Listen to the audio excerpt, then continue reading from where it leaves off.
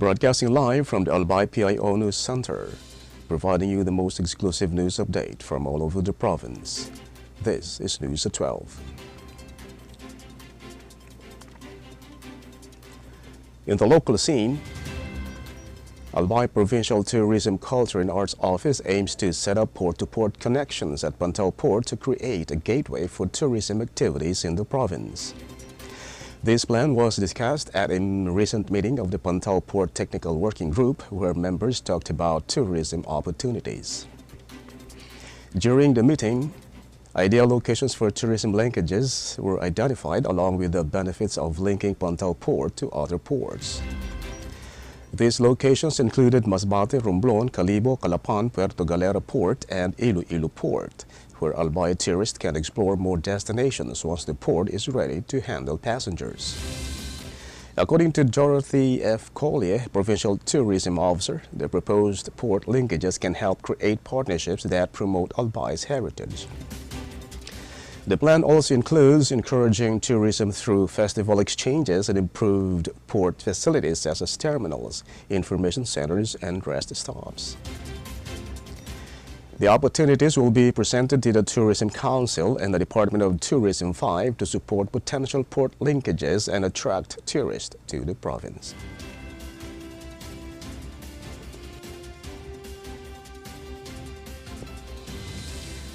In other story,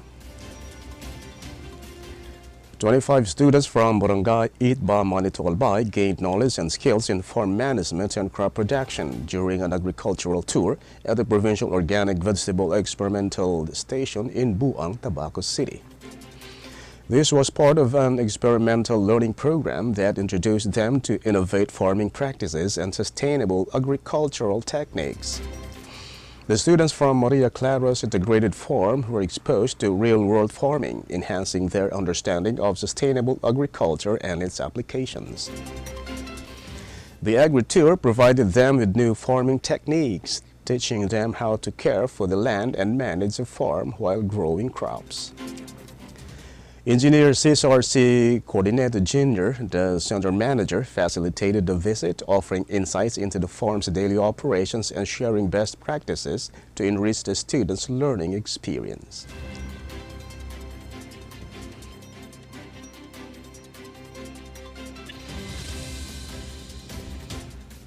In the national scene, the Armed Forces of the Philippines is reinforcing its commitment to the public as a spokesperson. Colonel Francil Margaret Padilla emphasized that their duty extends beyond national defense to include critical humanitarian and disaster response operations.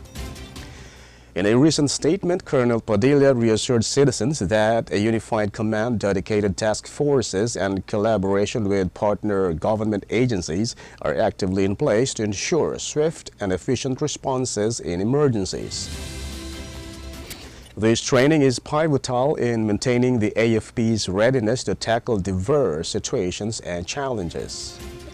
Notably, the modernization efforts within the AFP are not only bolstering national defense capabilities but also instrumental in strengthening the nation's disaster and emergency response framework. Officials attribute this advancement to the strong partnerships and support from allied nations, enabling a more robust and responsive military force to face both security and humanitarian challenges head-on.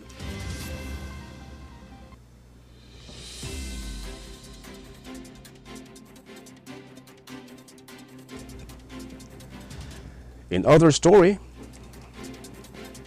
a significant step toward supporting low-income families, the government unveiled a new program on Friday, June 13, enabling minimum wage earners to purchase rice at a reduced price of 20 pesos per kilo.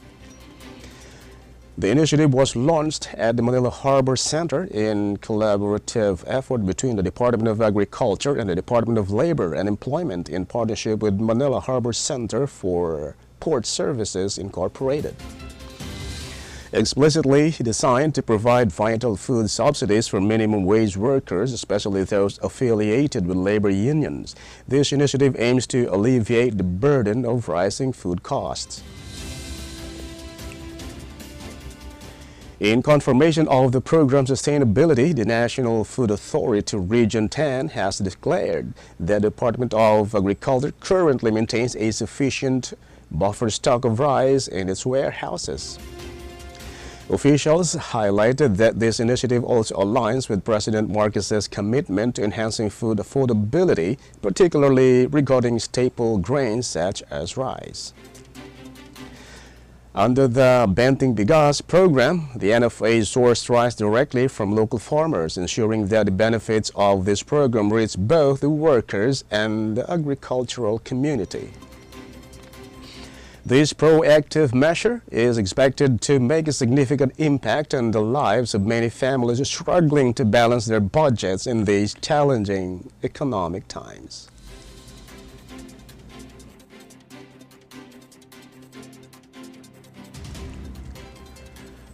In other news, the Department of Migrant Workers and its Middle East offices are on a high alert as tensions rise between Israel and Iran, putting thousands of overseas Filipino workers at potential risk.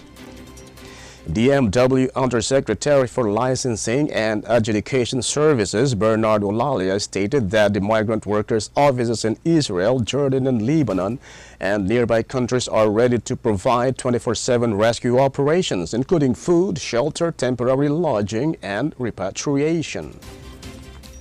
Families of OFWs can call the DMW hotline at 1348 for updates or reach out to Philippine embassies and MWAs in affected countries.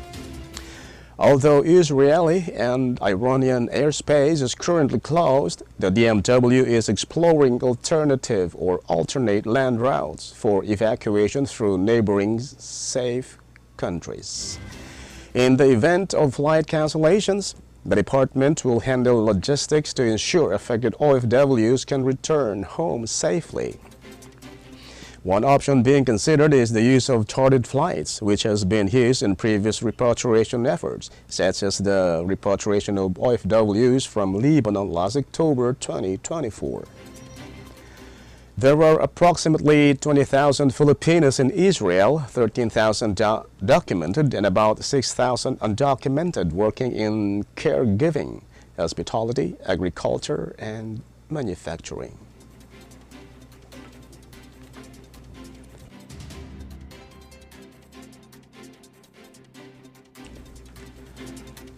And in the news outside the country, a sixth round of nuclear talks between Iran and the United States planned for this weekend has been cancelled, mediator Oman stated, as Iran and Israel exchanged massive strikes in their fiercest confrontation.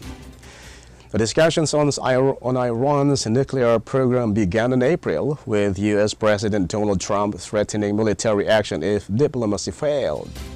A significant sticking point leading up to the now-cancelled meeting on Sunday was Iran's enrichment of uranium.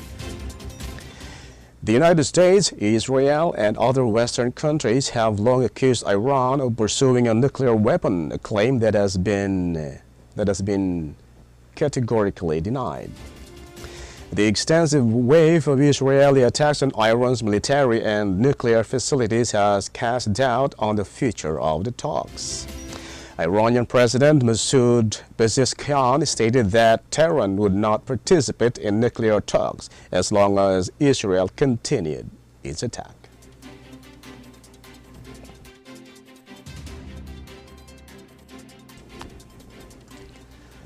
And finally, in the news outside the country, Chinese authorities on the southern island of Hainan have evacuated thousands of people, closed schools, and halted rail services ahead of the expected landfall later Friday of Typhoon Wu-Tip, according to state media. More than 16,000 people have been moved from construction sites, low-lying flood-prone areas, and regions at risk of flash floods, while over 40,000 working on boats have been brought ashore. Wu-Tip is anticipated to bring torrential rain exceeding 100 millimeters across 6 cities and counties, along with winds of up to 101 kilometers per hour. Hainan has suspended high-speed rail services, and its southernmost city of Sanya has closed schools and tourist sites. Wutip, the first typhoon to make landfall in the country this year, formed over the South China Sea on Wednesday, as reported by the China Meteorological Administration. China has faced repeated instances of extreme weather events ranging from searing heat and drought to heavy downpours and flooding for several consecutive summers.